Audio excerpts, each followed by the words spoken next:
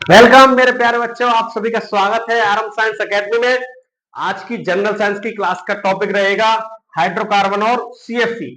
CFC का मतलब होता है बच्चों क्लोरोफ्लोरोकार्बन। देखिए, आज हम जनरल साइंस की क्वेश्चन क्लासेस में अगली क्लास हमारी हाइड्रोकार्बन की रहेगी, है ना। इसमें हम जानेंगे हाइड्रोकार्बन से क्वेश्चन कैसे बनता है ना। देखो, क्वेश्चन हमारे एलडीसी के पेपर में हो चाहे सीईटी के पेपर में हो, क्वेश्चन किस प्रकार का बनता है। एक तो बनता है नामकरण से, ठीक है, मेथेन, एथेन, प्रोपेन या कोई एल्कीन में प्रकार बता देगा, आपको कह देगा कि एथीन का सूत्र क्या है ना। ये रेलवे में बहुत इंपॉर्टेंट है ये क्वेश्चन। चलिए देखते हैं, सीएफसी से तो एक क्वेश्चन पक्का आना है, क्योंकि हम जो यहाँ पे कवर कर रहे हैं ना, पूरे सिलेबस को कवर कर रहे हैं और सिलेबस के हर पॉइंट पे ये मान लीजिए क्वेश्चन छुपा हुआ है, ठीक है। या वो सावन अपमार्जक हो, बहुलक हो, हाइड्रोकार्बन हो, कार्बन के अपर रूप हो, किसी भी टॉपिक पे ले लीजिए एक क्वेश्चन पक्का है, क्योंकि 50 क्वेश्चन करने हैं ना अपने को, एक क्वेश्चन पक्का आना है। देखो, हाइड्रोकार्बन के लिए सबसे पहले समझेंगे हम क्या, इसमें दो पॉइंट याद रखने, कार्बन और हाइड्रोजन। तो इसको अलग करेंगे ना। हाइड्रोकार्बन, हाइड्रोकार्बन का मतलब होता है, हाइड्रो का मतलब हाइड्रोजन, कार्बन का मतलब कार्बन। तो कार्बन और हाइड्रोजन से मिलके बनने वाले यौगिक को क्या कहेंगे हम, हाइड्रोकार्बन, ठीक है, हाइड्रोकार्बन। जी सर, इतनी बात हमारे को समझ में आ गई। अब देखिए इसके एग्जाम्पल बताइए, कौन कौन से एग्जाम्पल, जैसे एग्जाम्पल हो गए मेथिन। मेथिन का सूत्र क्या होता है, हम सबने पढ़ा है, सूत्र होता है CH4। कार्बन के साथ कितने हाइड्रोजन जुड़े, 4, ठीक है। तो कार्बन का हाइड्रोजन के संग तो यौगिक बना। देखो देखो कैसे, 1 2 3 4। कल हमने जब आपको कार्बन और इसके महत्वपूर्ण यौगिक बताए थे, तो कार्बन में ये बताया था कि कार्बन चतुसंयोजी होता है, बताया था कि उसकी संयोजकता कितनी है, 4। तो इससे कितनी चीजें जुड़ेंगी, 4। तो 4 कौन कौन सी जुड़ जाएंगे, हाइड्रोजन जुड़ जाएगा सर। तो ये तो एक प्रकार का हाइड्रोकार्बन हो गया, ठीक है। अब इसका हमें क्या करना है, इसका हमें वर्गीकरण पढ़ना, ठीक है। वर्गीकरण के द्वारा ही हम समझेंगे कि किसमें एक बंध है, कौन एल्कीन है, कौन एल्काइन है, फिर इसका नामकरण पढ़ लेंगे हम लोग। चलिए पहले मैं आपके लिए इसका वर्गीकरण बताता हूं। तो वर्गीकरण क्या है, वर्गीकरण होता है दो प्रकार। एक तो होते हैं नॉन साइक्लिक, ठीक है प्यारे बच्चों, नॉन साइक्लिक मतलब जिसमें वलय नहीं होती है, ठीक है सर जी। एक होते हैं साइक्लिक, जी सर, वलय वाले मतलब जिसमें वलय बनती हो, रिंग बनती हो, है ना।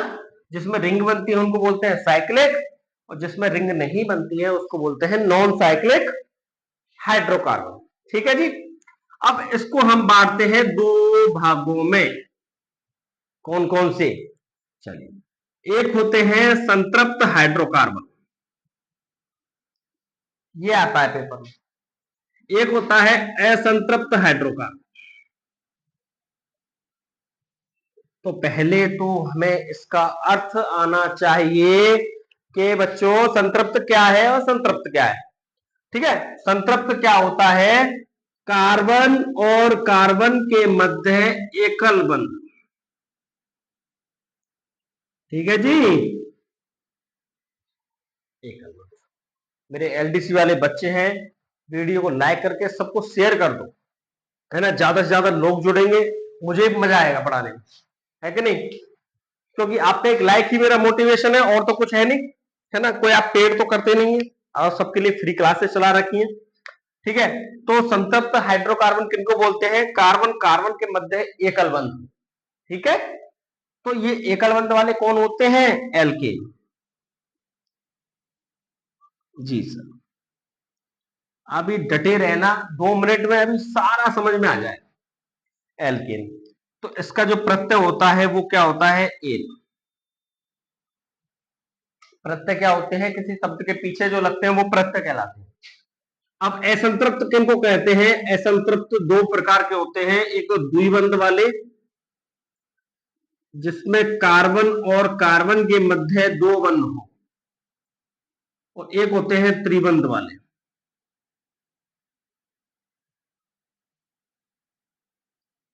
जिसमें कार्बन और कार्बन के मध्य तीन बंध होते हैं।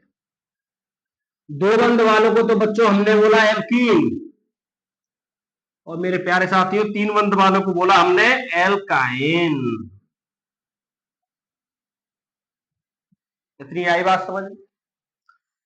देखिए इतना डीपली क्यों बताया जा रहा है, इतना डीपली इसलिए बताया जा रहा है, जब भी हाइड्रोकार्बन से क्वेश्चन बनेगा तो आपके लिए सिंगल वाला क्वेश्चन नहीं, जिसमें निष्कर्ष वाला पूछेगा या जिसमें कितने कथन सही है, उनमें आपके लिए ऑप्शंस बहुत कम आएंगे, है ना। क्वेश्चन तो सीधा पुटअप होना है, नाम से या एकल बंध या द्विबंध से, त्रिबंध से या एल्कीन एल्काइन का कोई का नामकरण करवा लेगा आप लोगों से।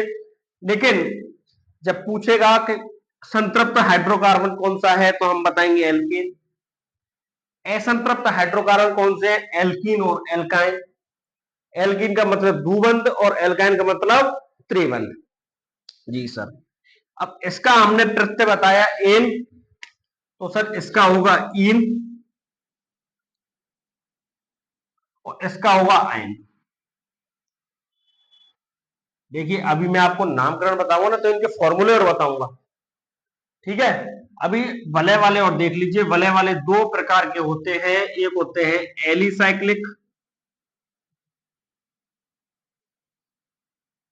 एक होते हैं एरोमेटिक।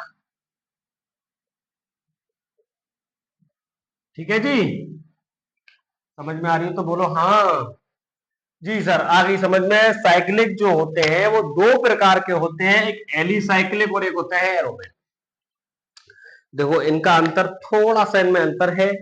एलिसाइक्लिक को जलाने पर ये बिना धुआं के जलते हैं, है ना। इनको जब जलाएंगे ना तो धुआं नहीं होगा, ओनली ज्वाला ही ज्वाला जलेगी। इसका एग्जाम्पल क्या है? साइक्लोब्यूटेन। और एक खास बात और, एलिसाइक्लिक जो होंगे ना उसके आगे साइक्लो लगा हुआ, ठीक है। एक और एग्जाम्पल है साइक्लोहेक्सेन। क्या बताया जी? बताया ये है कि जब इनको जलाएंगे तो बिना धुआं की ज्वाला के साथ जलते हैं, उनको बोलते हैं एलिसाइक्लिक। आई बात समझे बच्चों? अगला है एरोमेटिक। इनको जलाएंगे तो सर क्या होगा? इनको जलाएंगे तो काले रंग के धुएं के साथ जलते हैं। ध्यान रखना, मेरी बोली हुई एक एक लाइन बहुत इंपॉर्टेंट है। जब क्वेश्चन आएगा ना तब देखना कि हाँ जी सर ने क्या लाइन बोली थी, लेकिन सब चीज को आपको इस बोर्ड पे लिखना थोड़ा इम्पॉसिबल है मेरे लिए, है कि नहीं। तो मैं हर चीज को आपको बोलूं, आप बच्चे नहीं हो छोटे, आप कंपटीशन की तैयारी कर रहे हैं, है कि नहीं, और स्मार्ट तैयारी कर रहे हैं, और इस बार सिलेक्शन लेके रहेंगे, ये जिद है अपनी और हमारी दोनों की, है ना। इस बार सिलेक्शन लेना ही लेना है हमें, तो इसलिए हर चीज को जो मैं बोल रहा हूं ना बड़ी शांति से सुने, है ना। एरोमेटिकली क्या बोला कि इनको जलाने पर ये काले रंग के धुएं के साथ जलते हैं, उन्हें बोलते हैं एरोमेटिक, और ये हकल नियम का भी पालन करते हैं। इसका एग्जाम्पल क्या होगा? देखो एग्जाम्पल दो है इसके भी, काफी एग्जाम्पल है। एनसीईआरटी को फॉलो कर रहे हैं, पेपर में इसके अलावा और कुछ नहीं देगा। तो एग्जाम्पल है बेंजीन, और एक एग्जाम्पल है टॉयलिन। ठीक है जी। बेंजीन का फॉर्मूला होता है C6H6S12, S6 होता है C6H6।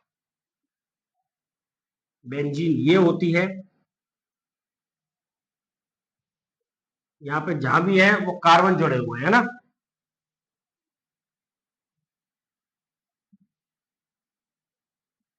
ठीक है जी।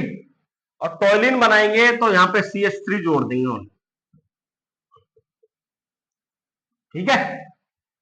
देखिए ये हमने पढ़ा वर्गीकरण को, वर्गीकरण में क्या बताया? नॉन साइक्लिक और साइक्लिक। नॉन साइक्लिक में सर संतृप्त, असंतृप्त, एकल बंध वाले एल्केन, दो बंध वाले एल्कीन, और ये अल्काइन। एलिसाइक्लिक एरोमेटिक वलय वाले बता रहा हूं, इसमें जिसको जलाने पर बिना धुआं की ज्वाला के साथ जलते हैं एलिसाइक्लिक कहलाएंगे। साइक्लोहेक्सेन, साइक्लोब्यूटेन इसके ऑप्शन आंसर वो है एग्जांपल। एरोमेटिक जलाने पे काले रंग के धुएं के साथ जलेंगे, बेंजीन और टोलिन इसका। ठीक है, इतना कवर किया हमने। पहले इसका स्क्रीनशॉट लीजिए, अब मैं इसके आपको नामकरण बताता हूं। ठीक है,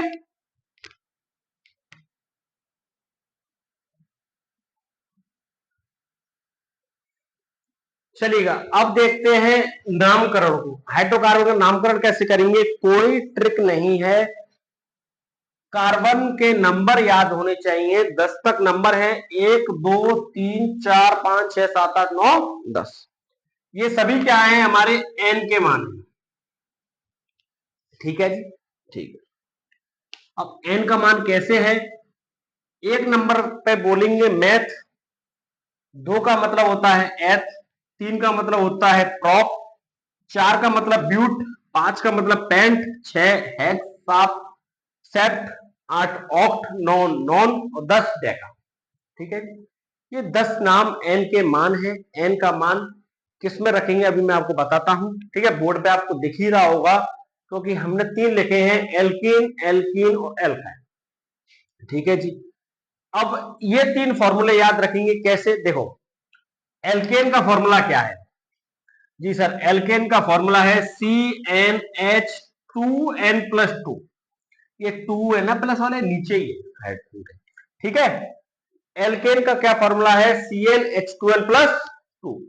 जी सर, तो इसका प्रत्यय क्या है, एन। किसी भी नाम के पीछे एन आ रहा है तो हम समझ लेंगे वो क्या है, एल्केन। जैसे हमने लिखा एथेन,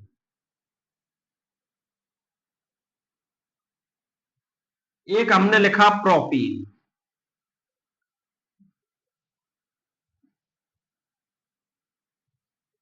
एक हमने लिखा ब्यूटाइन। अब कोई हमें नाम देख के बता सकता है कि ये किसका है, कौन सा हाइड्रोकार्बन है, तो हम पहले नाम के पीछे लगे हुए प्रत्यय को देखेंगे कि वो इसमें से किस फॉर्मूले में बैठता है। एल्केन का फॉर्मूला होता है CnH2n+2, एल्कीन का होता है CnH2n और एल्काइन का होता है CnH2n-2। प्रत्यय है एन, इन और आइन। जी ये सब ठीक है, 10 तक के नाम याद रखने ही है। मैथ एट प्रोब्यूट, पेंट, हेक्सेप्ट, ऑक, नॉन और डेका, इस तरफ से याद होने चाहिए। 4 का शेड्यूल हो, मैथ एट प्रोब्यूट, पेंट, हेक्सेप्ट, ऑक, नॉन और डेका। देखो इसकी ट्रिक इसलिए नहीं बताई जा रही है, ट्रिक बताएंगे, ट्रिक याद रखेंगे कि नामकरण याद रखेंगे, है ना, डायरेक्ट याद रखने हैं। कोई रात में भी थप्पड़ मार के बता पूछे ना आपसे 2 बजे भी कि क्या है, तो सीधे मुंह से निकलना चाहिए मैथ एट प्रोब्यूट, पेंट, हेक्सेप्ट, नॉन और डेका। ठीक है जी, अब देखते हैं नामकरण। सबसे पहले हमने लिखा है एथेन, तो एथेन में सबसे पहले ये पहचानिए इसका फॉर्मूला कैसे बनेगा। हमें फॉर्मूला बनाना नहीं आता, देखो फॉर्मूला बनेगा, इसका प्रत्यय देखो पहले, है ना, इसके दोनों तीनों में आपको बताता हूं। देखो एक एथेन लिखा हो, एथीन लिखा हो या एथाइल लिखा हो, ठीक है, तो हमने देखा एन लिखा है, तो ठीक है सर, एन लिखा है तो हम समझ जाएंगे फॉर्मूला ये वाला लगेगा। जी सर, फॉर्मूला लिख लो, CnH2n+2। अब एथ का नाम याद है, कौन से नंबर पे था, जी सर 1 2, 2 नंबर पे था, तो 2 का मतलब क्या है, एन का मान कितना है, 2। ठीक है सर, एथेन के लिए एन का मान कितना है, 2, तो 2 इस फॉर्मूले में रख देना। मैथमेटिक्स तो आपकी बहुत तेज है, कैसे लिखेंगे, सी एन का मान 2, एच 2 गुणा में 2 प्लस 2। हाँ जी, फॉर्मूला क्या बना, C2H, 2 दूनी 4 और 2 6, तो C2H6 से हम कह सकते हैं कि क्या है वो, एथेन। ठीक है, अब कभी भी पेपर में आ जाए C2H6 का रासायनिक सूत्र क्या है, तो आप बना सकते हैं एथेन है ये जी। ठीक है, इस तरह कवर हुआ। अब एक एथीन का देखते हैं, अब एथिन का कैसे पता पड़ेगा सर के +2 वाला लगाना है, 0 वाला लगाना है कि -2 वाला? प्रत्यय देखो, प्रत्यय में क्या है? इन। हाँ जी सर, पता चल गया, एल्किन वाला फॉर्मूला लगेगा। फॉर्मूला तो याद है, फॉर्मूला क्या है? CnH2n। हाँ जी सर, एथ में n कितना था, आप भी बताइए कितना था? जी सर 2 बताया था, 2। तो C2H 2 गुणा 2 तो C2H4। समझ गए? चलो इस दोनों को फटाफट से कॉपी में बनाइए और कमेंट सेक्शन में बताइए कि इनके क्या है आंसर। देखिए एथाइन का मैं आपको बताता हूं, एथाइन का क्या है? आयन। तीसरा वाला फॉर्मूला, फॉर्मूला लिख लीजिए, CnH2n-2। ठीक है, n बराबर कितना? 2। C2H2 इंटू 2 - 2 तो ये बन जाएगा C2H2। आई बात समझ में? चलो ब्यूटान का देख लीजिए, ब्यूटान का आप बनाएंगे, आयन लग रहा है, फॉर्मूला लगेगा नीचे वाला CnH2n-2। ब्यूट का एन बताइए, याद था? मैथ प्रोब्यूट पेंट एक्सेप्टोनॉल डेका। तो चौथे नंबर पे आ रहा है हमारा ब्यूट, तो एन का मान कितना हो गया? आई बात समझ में? तो C4H2 इंटू 4 - 2 तो हो जाएगा C4H, 4 दूनी 8 में से 2 गए कितने? 6, तो C4H6। ठीक है, इतना कवर हुआ? जी सर। देखो इसका जैसे अपन चित्र बनाना चाहे, चित्र भी बनाना सिखा दो, लेकिन चित्र आपके लिए पेपर में आएगा नहीं। लेकिन देखो C4H6 का बनाते हैं। हमने पढ़ा था एल्केन में होता है सिंगल बंध, एल्कीन में होता है डबल बंध, एल्काइन में होता है 3 बंध। ठीक है, तो C4H6 पहले तो 4 C लिख लो। हाइड्रोजन 6 से ज्यादा ना हो, तो हमने 3 तो आएंगे ही आएंगे। एक कार्बन की 4 संयोजकता होती है, तो कार्बन ने 3 बंध तो दे दिए, एक बचा, एक हाइड्रोजन ले लेगा। ये कार्बन हमारा स्टेबल हो गया। अब देखिए अगले वाला कार्बन को, इसके भी 4 बंध होने चाहिए, 1 2 3 तो इसने बना रखे इधर, एक सामने बना रखा है, तो इसके लिए हाइड्रोजन की जरूरत नहीं है। अगला कार्बन, एक बंध इस कार्बन से, एक बंध इस कार्बन से, बचे 2 हाइड्रोजन। जी सर 2 हाइड्रोजन। अब बचा आखिर वाला, एक बंध इसने इधर बनाया हुआ है। देखिए बंध का साझा होता है, ये याद रखना, जैसे ये कार्बन के बीच में ये वाला बंध है ना, तो इस कार्बन ने भी ले रखा है और इसने भी ले रखा है, दोनों के इलेक्ट्रॉन्स होते हैं इसमें। ठीक है, इस कार्बन का एक बंध ये रहा, तो 3 बचे, 4 बनाने ना, H H। तो गिनिए कितने हाइड्रोजन है इसमें? 1 2 3 4 5 6, तो कितने आए? 6। इसका मतलब हमारा फॉर्मूला और चित्र दोनों ही। ठीक है, बात समझ में आई? इसका स्क्रीनशॉट लीजिए। अब CFC को और बता देते हैं, 2 मिनट की बात और है, इसको और कवर कीजिए।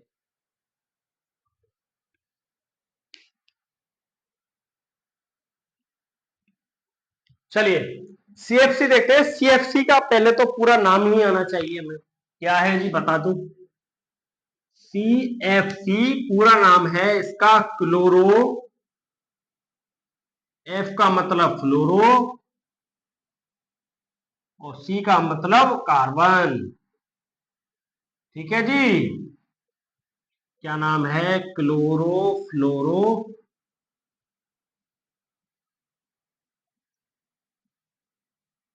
फ्लोरोकार्बन। ठीक है जी। अब होता क्या है, क्लोरोफ्लोरोकार्बन क्या है? देखिए इसको कैसे बनाया जाता है, हमने लिखा 3 चीज, एक्स वाई जेड। ठीक है, एक्स का मतलब हमने कहा जी सर कार्बन, एफ का मतलब बोला सर फ्लोरीन, और जेड का मतलब हमने बोला क्लोरीन। इतनी बात समझ में आई?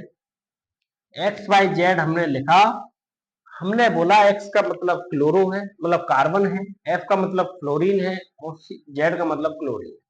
ठीक, अब देखिए इसकी परिभाषा क्या है, सबसे पहले तो परिभाषा आनी चाहिए।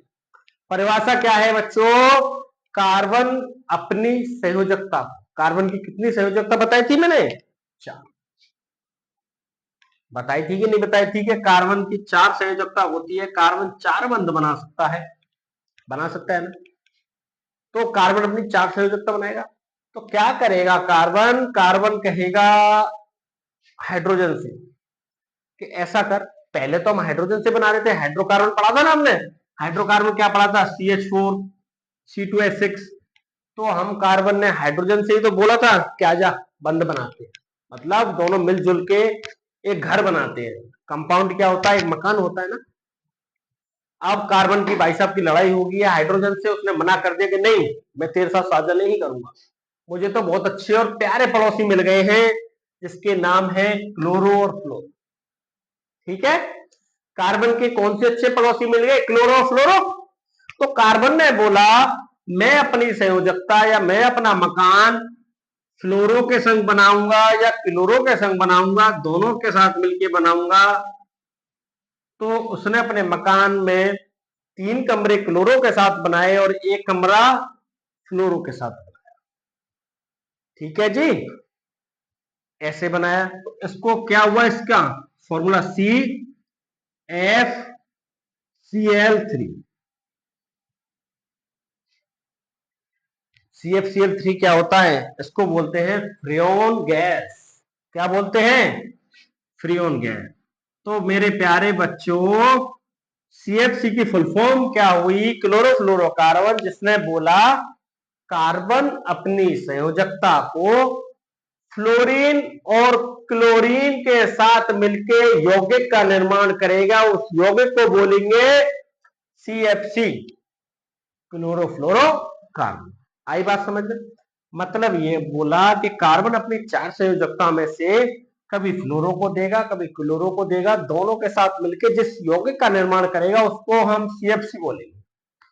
अब क्लोरो भाई साहब को कभी कभी ऐसा भी हो जाता है किसी क्लोरीन के साथ लड़ाई हो जाए तो इस प्रकार से भी बना देगा कंपाउंड, वो भी गलत नहीं है, वो भी सही है। इसको बोलेंगे CF2Cl2, फ्रियोन 12। ठीक है जी, ये फ्रियोन 12 या 13 बोलते हैं इसको, CF2Cl2। ठीक है, इस प्रकार से भी बना देगा। वो अपनी 4 संयोजकता में से 2 फ्लोरीन को भी दे सकता है, क्लोरीन को भी दे सकता है। ठीक है जी, फ्रियोन का क्या फॉर्मूला है आपसे पूछेगा तो मात्र एक CFCl3 जो बता दिया वो इंपॉर्टेंट है, उसी को याद किया जाए। एक्स्ट्रा बताने के लिए CFCl3 के अलावा CF3Cl भी होता है, कोई मतलब के नहीं है ना। मतलब का था CFCl3 4 संयोजकता में से 1 फ्लोरीन को दे दी, 3 क्लोरीन को दे दी, फ्रियोन का इसका नाम दिया। उपयोग बता दीजिए, उपयोग होता है एयर कंडीशनर, एसीओ में, फ्रिज में। ठीक है, एसी फ्रिजों में इसका उपयोग किया जाता है ना। इसमें जो गैस डाली जाती है वो फ्रियोन गैस डाली जाती है ना। एक क्वेश्चन ये हो सकता है। दूसरा क्वेश्चन क्या होगा, एक्रिय विलायकों में, एक्रिय विलायक क्या होते हैं, केमिस्ट्री में जो सॉल्वेंट होते हैं, एक विलायक जो होते हैं ना, वो क्रिया ना करें किसी दूसरे के साथ, तो उस प्रकार के विलायक बनाने में भी फ्रियोन का काम आता है, CFC का काम आता है ना। इंपॉर्टेंट 2 ही उपयोग थे एक्रिय विलायकों में, मैं लिख देता हूं, एक्रिय विलायकों में। और दूसरा है प्रशीतक, फ्रिज, एसी कंडीशनर में गैस। ठीक है जी, CFC को कम से कम फैलाना चाहिए, है ना। क्यों, फ्रियोन को कम से कम क्यों फैलाना चाहिए, क्योंकि ये क्या कर रही है, हमारे ओजोन के जो लेयर है ना, उसमें छेद का सबसे बड़ा कारण क्या है, CFC। CFC गैस ओजोन छेद का सबसे बड़ा कारण है, क्योंकि इसके कारण पराबैंगनी किरणें हमारे पृथ्वी तक पहुंच रही, ओजोन का क्षेत्र दिन पे दिन बढ़ता जा रहा है, क्योंकि एयर कंडीशनर और फ्रिजेस जैसे इनका उपयोग बहुत ज्यादा कर रहे हैं, है ना। ठीक है, इसके साथ CFC का छोटा सा टॉपिक खत्म होता है। हाइड्रोकार्बन का नामकरण क्वेश्चंस देख लिए। वीडियो अच्छी लगी है, वीडियो को लाइक शेयर और सब्सक्राइब करना ना भूलें। मिलते हैं अगली ही धमाकेदार वीडियो, साबुन अपमार्जक या बहुलक, आगे के टॉपिक केमिस्ट्री के 2 टॉपिक के बाद हमारा फिजिक्स शुरू हो जाएगा। आपको और भी मजा आने वाला है फिजिक्स के टॉपिकों में, इतनी आसानी से समझ में आएंगे ना। धारा वाले क्वेश्चन हो या चुंबकीय वाले हो, जनित्र दिया हुआ है, DC AC दिया हुआ है, टू द पॉइंट कवर कराया जाएगा। LDC में कोई ऐसा टॉपिक नहीं रहेगा। पेपर अगले मंथ है, होने वाला है इस मंथ में 30 जुलाई तक, ज्यादा बड़ा वादा नहीं करूंगा, 30 जुलाई तक ये सिलेबस कंप्लीट हो जाएगा। रिवीजन के लिए मैराथन क्लासेस भी होगी, वो भी हम लगाएंगे, है ना। और आप बाद में खुद एनालिसिस करके कमेंट सेक्शन में बताएंगे कि हाँ जी सर आपने इतना पढ़ाया, 50 में से 50 क्वेश्चन हमें मिले हैं, नहीं तो 48 मिले हैं, 45 मिले, आप खुद बताओगे एनालिसिस करके। ठीक है, मिलते हैं अगली वीडियो में। बहुत बहुत धन्यवाद।